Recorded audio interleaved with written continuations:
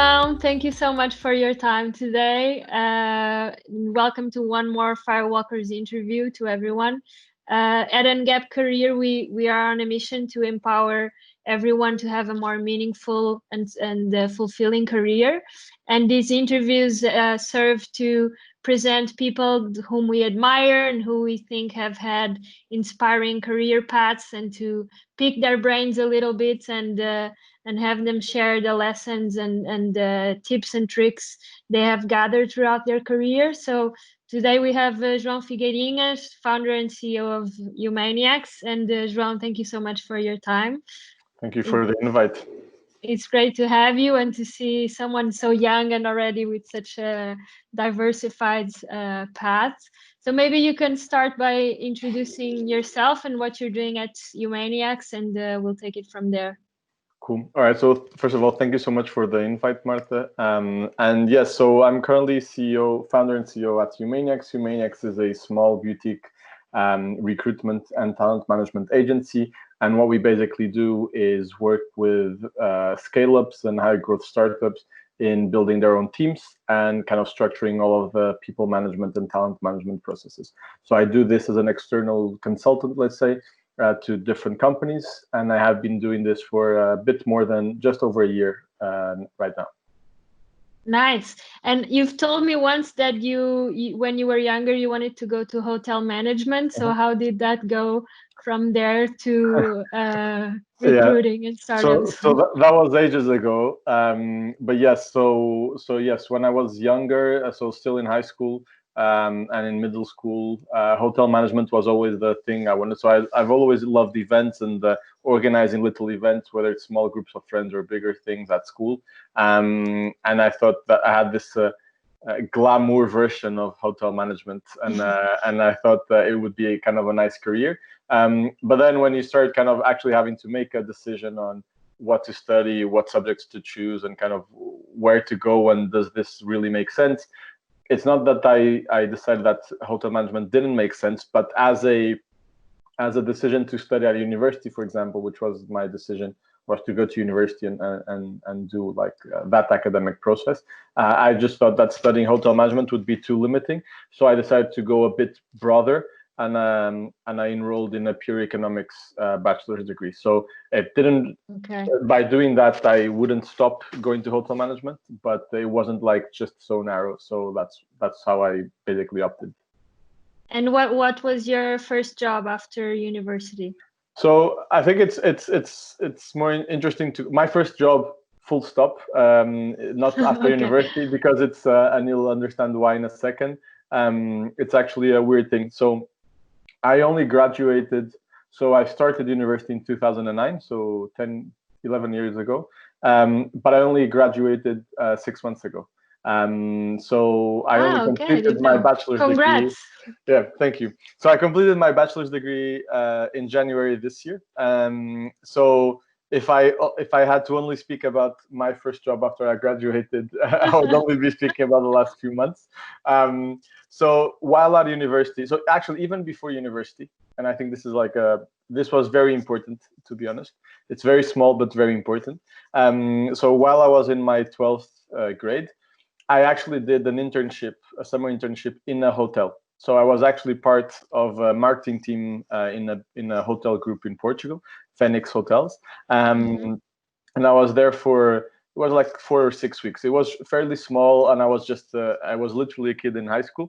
So it wasn't the typical university internship, but it was super useful for me to understand what an organization looks like, what departments look like, how people communicate, what are the different challenges, and how does working actually look like. And that was actually quite important. It didn't really shape my decisions afterwards in the sense of choosing economics or something else at university, but it did shape my understanding and my perception of the work life, let's say. So that was kind of my first very short experience. And then at university, I had 2 work experiences. One at this consulting company called Jason Associates, which was actually my first interaction with an HR capacity and an HR and recruitment perspective, which you'll understand, obviously, because of Humaniacs, this is a relevant connection. And my second and perhaps most important and relevant job experience while still at university was moving to China for 7 months and working for this German company called Rocket Internet, which is one of the largest internet company incubators. I mean, this was 10 years ago virtually, so it was even a bigger thing than nowadays, which is much more common. How did you find it? Because it's someone being in a bachelor's in Porto and going for Rocket in China. How did that happen? So it's a weird story. So I was quite bored with my university degree, and in between the first and the second semester in 2011, that was the year I went. I was scrolling through Facebook, very unhealthy, but I was doing that after dinner, and this guy published, a guy who I was connected to published, I have a friend looking for business development interns in Japan, and I was like, can you refer me to him? Would I be like a good profile? And he said, yeah, sure, send me your CV. So I designed my first CV in that moment. So in 45 minutes, I did a very shitty CV, to be honest, but I did a CV that I had to send. I sent him, and the next day I wake up. So this was late evening. The next day I wake up and I had an email from this guy. So not my friend in Facebook, but his friend, saying, oh, this guy just emailed me your CV. Are you available for an interview? I think you have potential for this. Okay. So I go on the call with him the next day. I speak with him for 25 minutes, 30 minutes. It was a very short call. He's Argentinian, was in Japan and in the middle of the street. So the connection was really, really like his That's a tough interview. So it's his Argentinian English mixed with the street noise and kind of a bad connection. It was a tough interview. It was you know those exercises in English tests where you fill in the gaps. It was that kind of an interview where I had to always try to fill in the gap. But anyways, the interview apparently went well, and he sent me an offer the same day. So it was the shortest interview process ever. Wow. And 1 week later, I was flying not to Japan but to China, just because the team moved, and that's how it happened. So it was very, very random. But one thing worth mentioning, because the guy who I was connected to, that and from who I kind of saw about this opportunity, read about this opportunity, the only reason I knew him, he wasn't really a friend. He was an acquaintance of some sorts. So the only reason why I knew him was because in my last year at high school, when everyone was going into their like final year trip to Palma de Mallorca, that I helped organize, but I didn't go. I was actually flying to London to go to a conference that I really wanted to go with one of my mentors. And he was like a senior student. He had already graduated, and he said he was going to that conference and asked if I wanted to go with him. And I said yes, but I had to miss my final trip. And I met this guy. Tough choice. It was a very tough choice. I met this guy at that conference. And we just connected, and we added each other on Facebook, and that's it. And I think the reason I mentioned this is just because I think it's important to understand how things that seem random and seem like it's not like I went to that conference because I knew I was going to meet someone who would introduce me to someone else. I didn't know that beforehand. But the fact that you are open to meeting people, generally speaking, and to be somehow in networks and circles outside your kind of your day-to-day generates good karma, like I usually say. And also so you could have seen the posts on Facebook and not have done anything, right? But you applied, and you and you had the courage to fly to the other side of the world and take the opportunity. I mean, the universe conspired in my favor. The timing was good. We were exchanging semesters, so I put my second semester on hold. I had very good relations with the principal of the university because I was engaged with student government and other student activities at the university. So I had his phone number that I could call him and ask him to put my degree on pause. So all of that is kind of the conspiration of the universe is part of all of this, right? So So I think and you doing your part as well. No, yeah, yes, of course. I think it's you have to prepare. You have to prepare to be lucky, and then when you're lucky, you have to like make sure you make the right decisions or the ones that feel right. I wasn't. I mean, to be honest, I was 19, flying to China for 6 months based on a 25-minute interview with no camera with a guy who speaks Argentinian English. So a lot of things could go wrong at this point. And how did it go? Did it go wrong? Did it go well? No, it was a super nice experience. I mean, it's still an experience that I refer to even nowadays, even after 10 years or 9 years, to be honest. It's an experience that I refer to and I have taken as an example in my trajectory, generally speaking. I was working with super talented people, and that's a very important thing. I worked a lot, and I was exposed to many, many different things independently of, regardless of my age and my experience or lack of it. And so that was super, super important. And it was a leap of faith that turned out very well. So I didn't enjoy everything. It was challenging. I was out of my comfort zone and all of that, but it was super enriching. And I only have good memories and no bad, no specific bad experiences to report. So yeah, and then it ended. That was also your first exposure to the startup world, right? Yes. So yes, I mean, to be honest, yes. At the time, the startup ecosystem in Portugal was frankly non-existent or very residual, and you didn't really get exposed to startup talk at the universities. So yes, I did have a few friends. We had like some groups and talks, and we would attend some conferences. The more startup you could get in that point of time, at least from my perspective, were like attend conferences where some speakers came from startups. But it was still like something like they were very exotic at the time. So that was essentially how the first incubators and tech parks were starting to be developed with some universities, but they're very, very incipient. So that's basically how it went. So yes, I can agree that it was my first like true exposure to the startup world. Cool. And since Rocket until now, what came? So basically, I came back to complete my bachelor's degree, which didn't happen, like not in the time frame it was supposed to. So I co-founded a junior enterprise at the university. So I was the co-founder of one of the junior enterprises at Católica in Porto. Then I left university as a full-time student. So I was never really a full-time student, but I kind of left just being enrolled at the university, and I started working for Sonai. So that was a very standard recruitment process. So they put an ad at the university job board. I applied, I went through the process, I got an offer, I accepted, I started. So it was a very standard, normal process in any company. And for them, it was not a problem that you didn't have a bachelor's degree at the moment?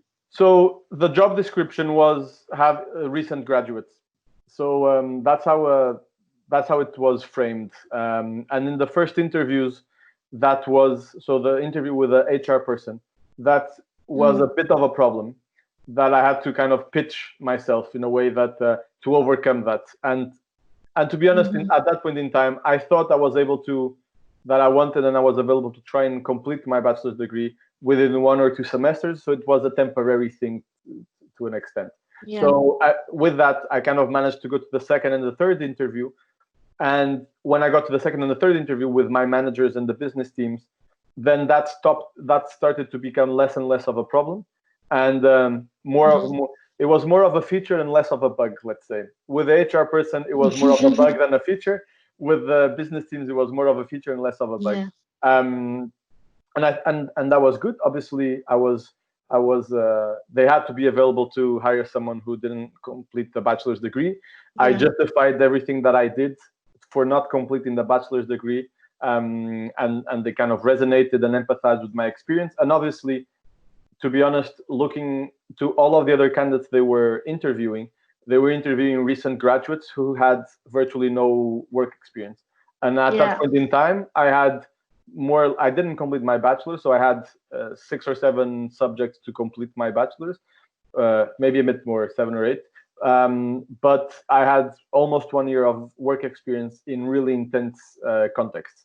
So that obviously was a key component for me getting the job versus the other candidates, which were more standard recent graduates, let's say.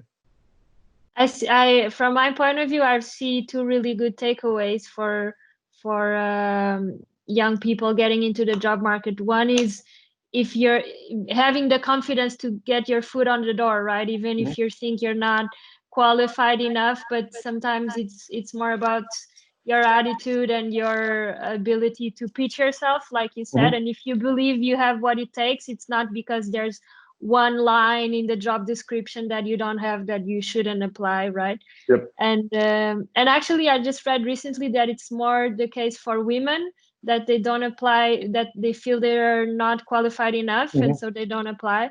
Than for men. Women are more strict with the public criteria. So if you see something, if a woman, that is very true. There are a lot of studies that say that. Yeah. So yeah, for me that would be one, is to have the confidence, and then to be able to, like you did, prove yourself and show that experience trumps certifications or CV stamps or whatever. Yeah, I mean, to be honest, this is an evolving thing, right? So nowadays it's a bit more normal for some companies not to demand this, having a completed bachelor's degree. In other cases, some companies require you to have a bachelor's degree or even a master's degree. So this really depends on also the type of company that you're attending. For example, if you want to be a consultant and you want to go to a tier 1 consulting company like McKinsey, you will most likely not get through even the secretary if you don't have a top-notch, top grades from a finalized bachelor's degree in a top university. It simply doesn't happen, and there's a reason for that, a good reason for that. But this does not apply to everyone, and someone who there's space for everyone in every different variable. Exactly. So, but your example is great, because that's also why I went a bit deeper, because it's Sonai. It's, for those who are not Portuguese, it's a huge Portuguese company that it's very known corporate. for being, very corporate and quite traditional. So even if you did that at Sonai, it means you can probably do it in many other companies. So it's a great example. I can agree with that. But yeah, so Sonai was, I spent, so the experience with Sonai was good, and I learned a lot. It was limited in the sense of, and there I was exposed to a very corporate, big organization. So Sonai, for reference, has roughly 40,000 employees, give or take, and is a big retail traditional company. I was in a very specific team called Sonai Financial Services, so one company within the group. It was a very recent team, and I think that also helped because it had a bit of new blood. The managers were a bit younger, and then there was it was a bit of a different context outside the rest of the group. So I spent 3 years there. It started officially as an internship, then it moved to like a full-time role, which then moved into, still a full-time role, but kind of a more senior role. So I had like 3 bumps in seniority, official seniority, while I was there. So for 3 years, and then I was a product manager. So this is relevant because it has nothing to do with anything else I have ever done. So I was a product manager, junior product manager for 3 years. And I had some products that I was running and managing a bit on my own with an extended team of 2 or 3 people. So that was kind of the short version of my experience at Sonai. And then when I started thinking about leaving Sonai, so I thought 3 years was like a good amount of time. Like it looks good on the CV. It's like a robust experience, time frame. And 3 is the magic number. Yeah, it is a magic number. And on the other hand, my learning curve, and I want to kind of make a point of the learning curve, because this is how I decide when it's time to move on. So the learning curve was basically getting very, very stalled.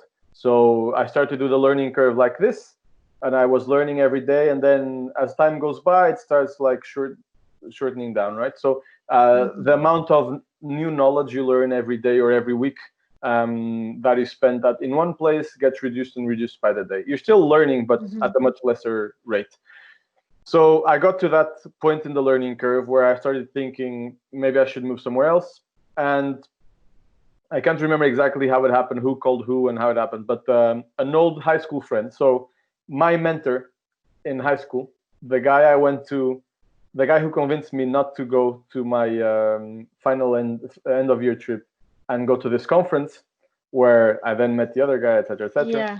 So that guy is the co-founder of a company called Uniplaces, a startup based in Lisbon.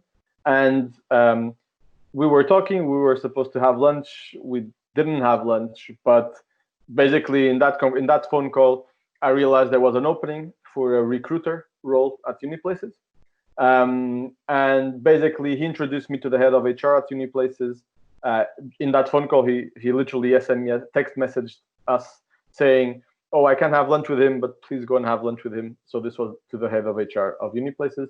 So my lunch with him was replaced by a lunch with the head of HR at Uniplaces, which transformed into an interview for the recruiter role, which transformed into an offer, which transformed into me accepting and me quitting Sonai and me moving from Porto, where I was based and where I'm from, to Lisbon, where Uniplaces was based. So this was like the short version as well of how I got the job at Uniplaces. So I was connected. So it was via my network. So my also, high school mentor, connections based. Yep. So my high school mentor was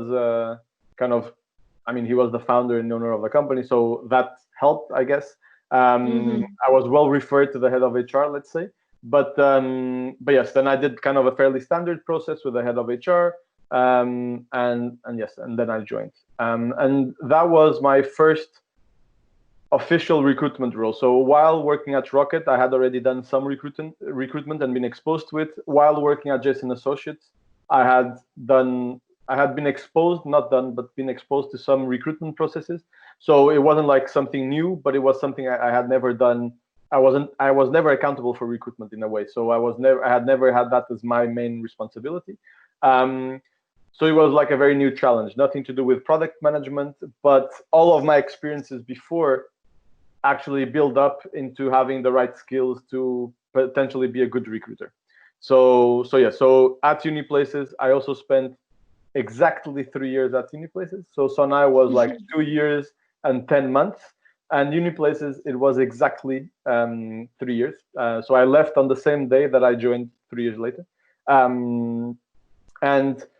Basically my job at Uniplaces was to hire people. So I joined and Uniplaces was roughly 34 people.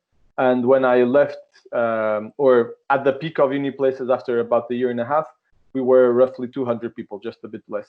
So I built the team and worked with the rest of the HR team, the recruitment team, so that we could hire all of these people in-house. So that was basically my experience at Uniplaces. Then I did a few other things at Uniplaces, project management roles, in parallel to the recruitment experience, to the recruitment role. But it was most of my experience was recruitment. And from recruiting and interviewing so many people at Uniplaces, what would you say? What for you makes someone stand out in an interview, and what would you advise for someone that is going through a lot of interviews and trying to stand out from the crowd? So there's like 100 things we can say on this question. I think it's a very important question, and there's like 150. I could make you like a whole tutorial. I mean, which is what you're doing of like how to prepare. If I have to reduce it to one thing, I'd say be prepared for the interview, and or be prepared about who you're talking to. And when I say, and many things fit into this, but generally speaking, I have this rule of thumb, which is I never go to an interview without spending at least 8 hours of research about the company and the team at the company I'm interviewing for. So that's my rule of thumb. You never spend less than a work day researching for one company. So reading news, Googling, going through the About Us section and the FAQs, the terms and conditions on the website of the company, the LinkedIn of the company, and going through all of the employees to try and figure out how the company is organized, understanding who are the interviewers and what their background is and what they will enjoy less or more about what I can say. It's very different if I go to an interview and someone asks, so why do you like Humanics, or why do you like UNGAP education? And you go, oh, because I like education sector. And I mean, that's like an easy, decent answer versus at least you know what the sector is and what the industry is. It's very different if I go there and I say, oh no, because I really enjoyed what you did at Microsoft because it connects and I understand how you actually started the company, and then I read that blog post that you wrote about whatever about education, and I really connected because I think education is broken, and this is why I like UNGAP education. Right? So you did your research. It's like it's very, very different. It's very, very different, and the difference is perhaps 2 hours of Googling that where you found that blog post and you read and you kind of systematize that information. So one recommendation is do your research, like really do your research. And if you have 16 hours to invest, then invest 16 hours. It's never too much. Well, at some point it's too much, but it's kind of, if you have the time, invest a bit more time.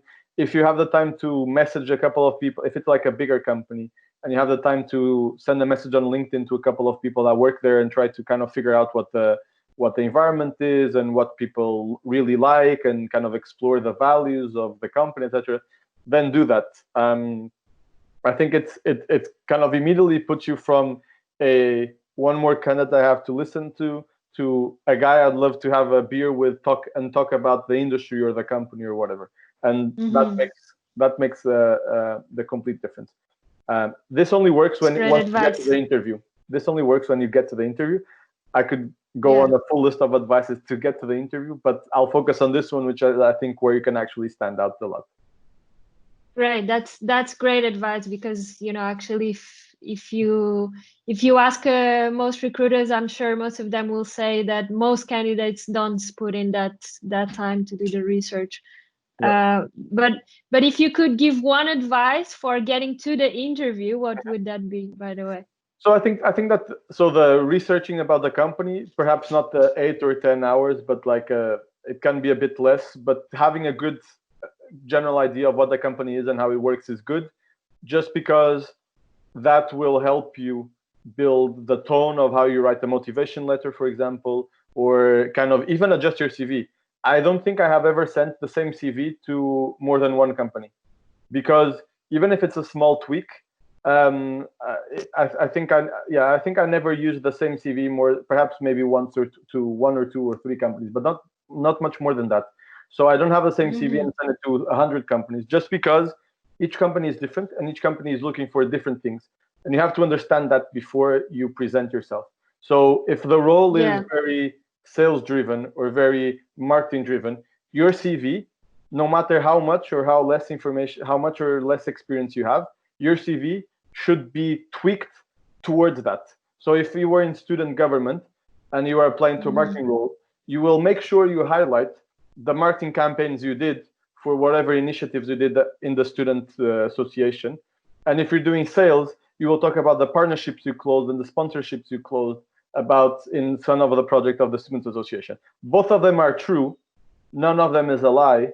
But the way that you give emphasis, it's the way you frame it. The way you frame it, and that is very important for the CV, because I'm a recruiter. I have to look at 300 CVs in one day. I will probably look at 150 CVs just for that one role. And I'm looking for keywords. I'm looking for specific things that will say, oh, this guy should be moved to the top of the pile. And this is how a recruiter's head thinks. So what I'm looking for in a CV for a sales role is keywords that make sense for sales roles. So sales, account management, results, targets, these are like the kinds of things I would be looking for. So if you write something like, I did this and I managed to hit the target by 150%, and I fundraised blah, blah, blah amounts, and this was a very good result for the context, then that's something I'm interested on. If you say, oh, I was part of the Students Association and I did partnerships, that tells me very little about, and it relates very little to what I want. and maybe you have a awesome sales experience, but if it's not well communicated, then it's as good as not having it. So that would be my advice to getting the interviews, is like making sure that you adjust what it's basically your pitch deck. Your CV is your pitch deck. Like adjust that to what you understand the other side will want to see. So that would be my advice. That's great advice. Thank you so much. And another thing we see a lot is young adults that went to a job right after university, you know, maybe the first, second offer they got, and they accepted it. And then after a couple of years, either they're bored or their learning curve is stalled, like you said, or they figure out that it isn't their field at all, their industry, or even the area they're working on. What advice would you give to these people that are that know it, they're not happy, but they're not really sure how to change or how to reposition themselves to the market? Yeah. So what would you say? I think that you have to always look at you have to always think on the other side, about the other side, right? So if you already have 3 or 4 years experience and it was your first job, and you now want to substantially change either role or industry or both, and to be honest, and by the way, there's 3 axes where you should always assess what you want and what you don't want. One is the role, one is the industry, and one is the type of organization. So this is my little matrix for understanding opportunities. Mm-hmm. So you have to understand, for organization, if you want a startup, a corp, if you want public sector or whatever, or any of the other types, if you want big or small, old or recent, young or old team members, whatever. So that's one. International or local. So that's like organization, right? Industry. So do you want the industry where you're in? Do you want another industry? Do you want to go niche in the industry? Do you want to go broad in the industry? So what do you want in terms of industry sector in a wide sense? And then function. Mm-hmm. Do you want a management role? Do you want an individual contributor role? Do you want a high growth role, or do you want a generalist role? Do you want a role where your decision making is very important, or do you want one where you're like, no one touches you and you just do your job? Like what role? There's no rights or wrongs, right? So you just have to understand on these 3 chapters, 3 verticals, let's say, what are your preferences and what are your no-goes? And then you combine this with what I call logistical aspects, which is what salary do you want? What location do you want? So this is logistics, right? It's okay, everything mm-hmm. can fit, but if they're only paying me 500 euros and I need to get paid 1,000 because of my costs or whatever, then that's the logistics.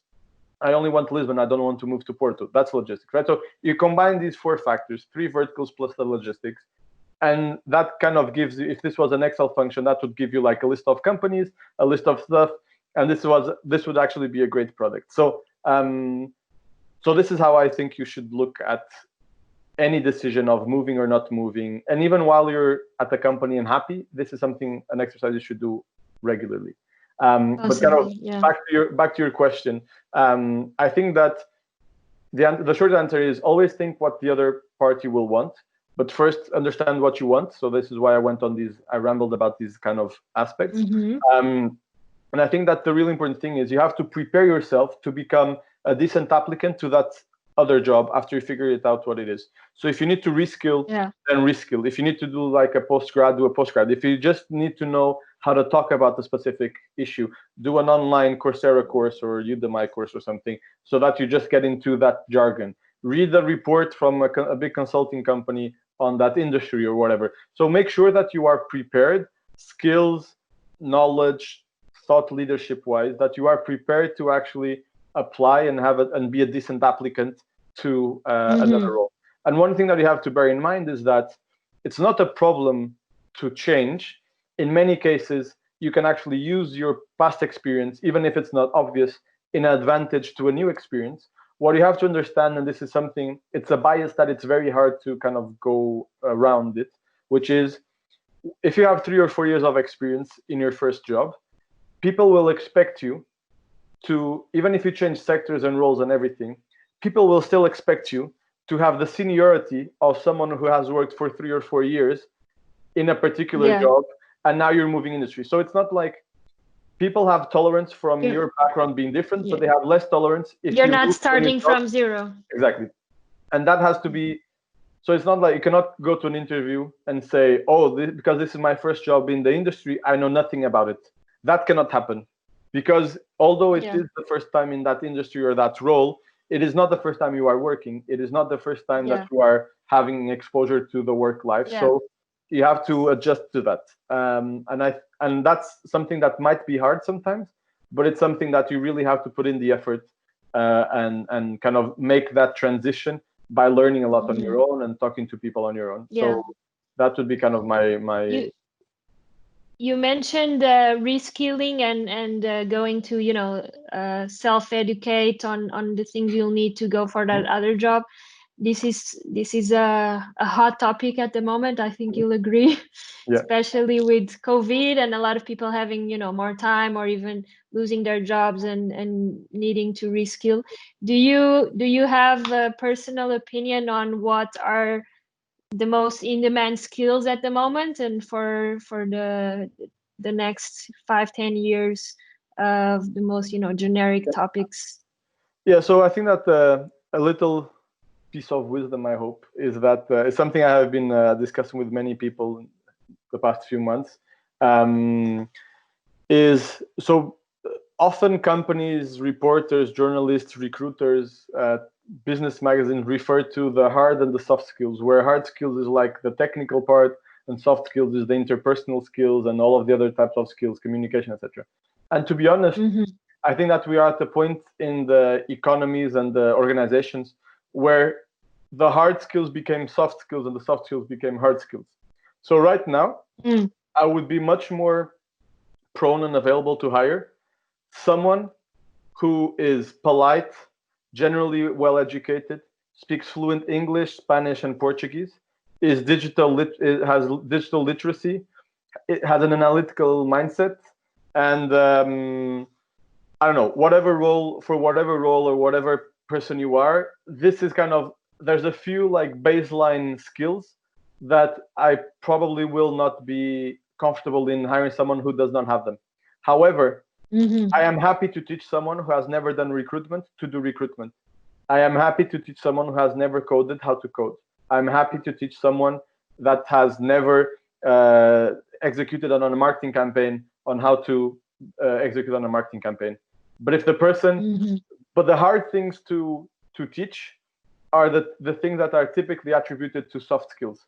I cannot teach someone in 6 months how to be polite and how not to be an asshole. I cannot do that. I cannot teach someone to speak fluent English in 6 months if they are crap at speaking English. I mean, you can always do a little tweaking, but like if you don't speak any English or like at a decent level, in 6 months you'll not get there. I will not teach someone to like be awesome at copywriting and being polite at copywriting and having that in 6 months. I will not teach people how to empathize and to like feel other people and being sensitive to other people in 6 months. There's a number of things, and for me, those are the hard skills, because those are the skills I cannot train people, or much more. It is much more challenging to train people on those skills than it is hard to learn, right? It's hard to learn, exactly. So and hard to learn and large investment to learn if you really want to go there. So that's it. I mean, obviously, if I can find someone with my version of hard skills and some experience in marketing for a marketing role, then perfect. But I would most likely kind of cut off someone who doesn't have the hard skills in how I describe them than someone who doesn't have the soft skills in how I describe them. So that's how I think I would. That would be my piece of advice: is like focus on the hard skills that most people nowadays call soft. Focus on those skills. I can see that answer as both a challenge and an opportunity. The challenge is, well, but then if it's so hard to learn and I can learn in 6 months, then what do I do? But the opportunity is also that this shows that you are not limited by the hard skills that you have been learning, right? That it doesn't matter if you know a lot of the coding, because before you were coding, but now you don't want to code anymore. But if you have these soft skills and if you speak the languages, you know how to communicate with other teams, you know how to be a good colleague, and then it means that you're also not limited and in this phase of, so many shifts and so much uncertainty. Yep. You can maybe move around a bit. I mean, if you use my example, so I have a bachelor's in economics that I took 10 years to do, and I do recruitment, which is typically associated to like a psychology degree. I think it's a wrong association, but it is in fact typically associated to. And I'm starting, this, I didn't say this in the video, but I'm starting a master's degree in education in September, together with a postgraduate degree in international relations and diplomacy. And I don't want to be a teacher at school. I mean, perhaps as an experience, but it's not like a new career I want to go into. And I don't want to be a diplomat. But I really think that the world visions and the frameworks that these degrees will probably provide will be very useful to anything that I do. And I started as an intern, a multi-business intern at Rocket, and then I did product management and project management at Sonai, and then I did recruitment, and now I run my own company, which is multi-discipline, and I'm at the same time learning how to code, because I might want to do something, maybe not be a full stack developer, but like maybe do something with code in a more hands-on perspective in like a year or two. So, and kind of answering your question, you said it's a challenge and an opportunity, because if you look at the hard soft skills, it seems very hard to learn. Yes, so the answer is start learning as early as possible. So wherever you are now, just start learning, because by default, the earlier you start, the earlier you'll get to a point where you are English native, or you know how to code, or you know whatever. Yeah. So I think you connect the dots, right? Like exactly. Steve Jobs said. Exactly. Then you connect the dots. So I was just kind of referring to my trajectory, just because I think that this will be more and more. It's not like a right or a wrong trajectory. I just think that it's a type of trajectory. I mean, nowadays, when I say I'm going to do a master's in education after I took 10 years to do a bachelor's in economics, people still think it doesn't make sense. But I think that we will more and more see trajectories that are random, and that is a good thing. And because the world is moving, the companies are moving, everything is moving, and therefore we will be forced to have random trajectories. Our generation will be moved to have random trajectories, so we might as well just embrace it from start and kind of start getting used to it. So I think that's the point. Yeah, I wrote down that in the description of Humaniacs in your LinkedIn profile, you say that one will have multiple careers during their lifetime, and I agree very much. And that's it's a challenge and an opportunity, right? Because it gives us much more freedom, but then freedom gives the difficulty of choice and decision making, right? Then that's actually one of the last questions I want to ask you. How did you make your career decisions? Because someone like you, so versatile and so well connected, I'm sure you have many options at any given time of what you can do with your career. How do you decide? And it seems that you have been more like going with the flow and embracing opportunities as they come. But as you're so analytical as well, I'm curious to know how you do it. That's actually a good point. So I rely on two things: gut feeling and analytics. So gut feeling, network, and going with the flow typically brings me to the different options. Deciding on the options is then a very analytical process. So I did not decide at any point that I wanted to move to a startup and do recruitment and move to Lisbon. So like this, I'm referring to my choice from Sonai to Uniplaces. It wasn't a proactive thing. Like I sat down and I wrote, I will look for a job in recruitment in Lisbon in a startup. I did not do this, But when the opportunity came up, I had an analytical mindset to analyze and understand if it made sense or not to me. So it wasn't like, oh, this seems cool, I'm going to do it, or, oh, I know the co-founder, I'm going to do it. It wasn't like that. So I had all of these pros and cons. So is moving to Lisbon like a good or a bad thing? How do I compare that to remaining in Porto? And Is moving to a startup something that I relate to or not? And do I want this company? What is the prospective future of someone who moves into a startup? So I did some more digging about that. What about recruitment? Can I learn? Will I have a good learning curve? Because that's something that drives me, is the learning curve. So will I have a learning curve or not?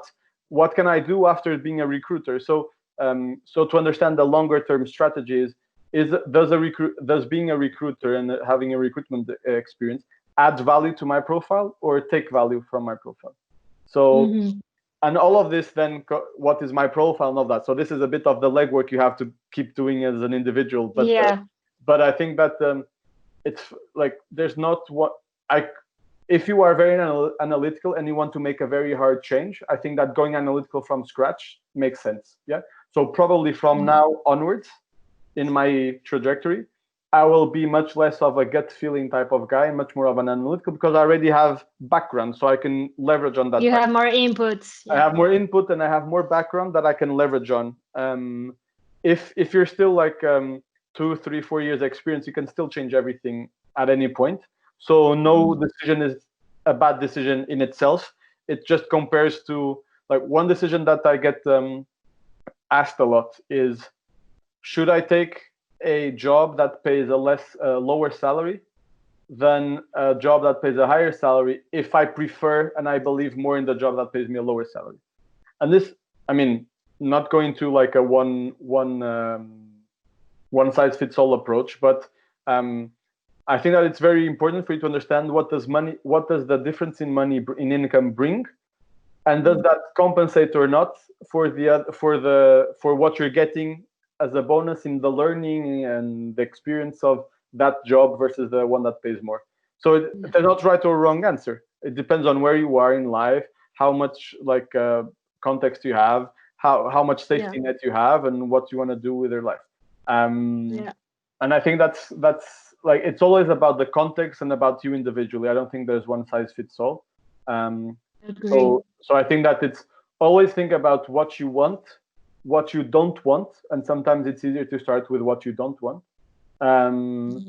and frame all of the opportunities you have, frame it in your personal framework, let's say, and then it becomes easier to process the information and it becomes easier to compare the information.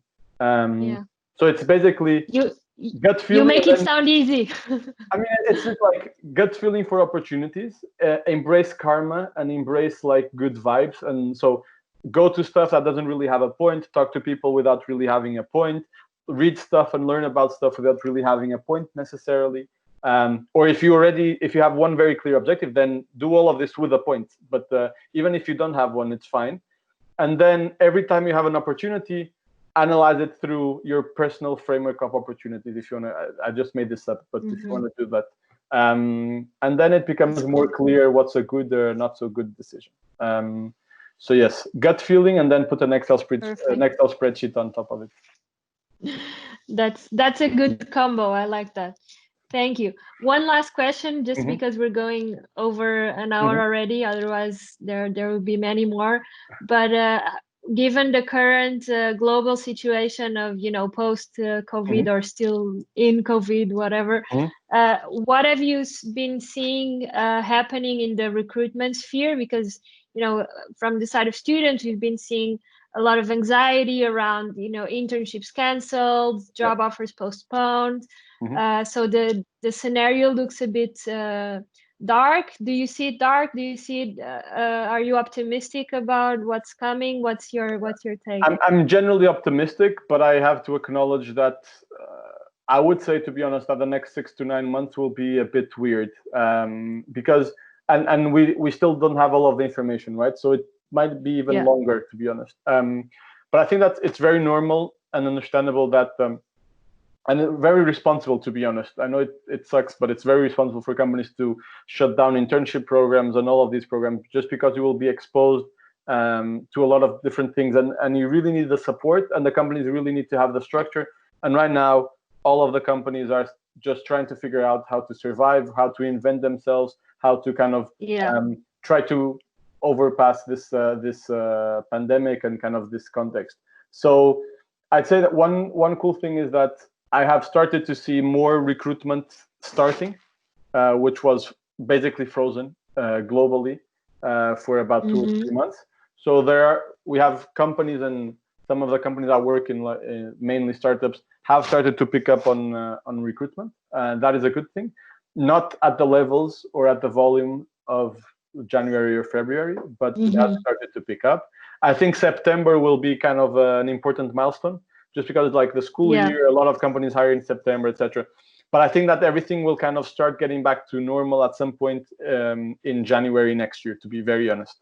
I think that until then, or while this is happening, obviously if there are open jobs you want and open jobs you're interested in, go for it. Like it's one thing that will be very important is for you to prove that you are happy, responsible, and independent to work remotely. So I have already hired quite a few people for clients with who the whole recruitment process was online, the whole onboarding process was online, and for the next few months they will still not meet anyone face to face. And doing this, so if you already have a team and you go online, remote, that's one thing. Starting in a new team 100% remote, it's very different and more challenging, and we are not as a society used to it. So proving that you are autonomous, independent, chilled, that you are happy to communicate often, thoroughly, and you are a good communicator, because it's even more important to communicate well in a remote context. Those are the kind of things that I think you should try to communicate and promote in an interview process, in a recruitment process, for any job, to be honest, because it's about the context, not about the skill for the job specifically. So that would be kind of my quick insight on that. But I think that generally speaking, the world will change a lot. The world of work will change a lot. Offices will become more of hubs instead of offices where you spend the whole day every day. There will be more of a moving hub for people to connect and meet, and to enable people more than kind of be the place where everyone is. There will be more remote opportunities. I don't think everything will move remote. I don't think that even makes sense. But so yeah, I think we're still ongoing. I think if you ask this question again in January, I will be much more. I will follow up. I will be much more certain.